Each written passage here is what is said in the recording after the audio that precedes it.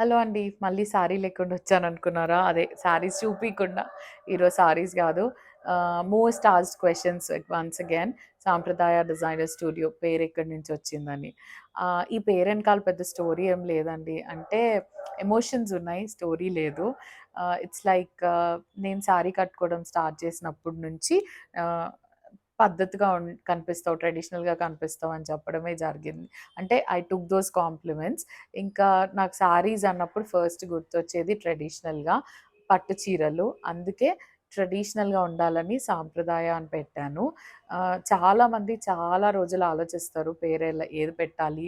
ఏది ఈజీగా వస్తది? ఏది చాలా ఫ్లాషీగా ఉంటది అని. నేనైతే అసలు ఏం ఆలోచించలేదు. ఐ వాస్ సో ష్యూర్ అంటే నేను పెడితే ఇలాగే పెట్టాలని.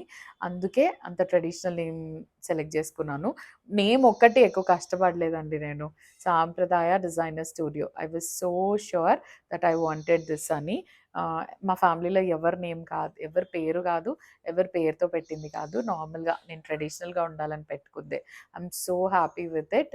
అండ్ నేను అలాగే పేరుకి తగ్గట్టు అంతే ట్రెడిషనల్ సిల్క్స్ మీకు ప్యూర్‌లో ఇస్తున్నాను. I'm so happy. This is all about సాంప్రదాయ డిజైనర్ స్టూడియో. Thank you.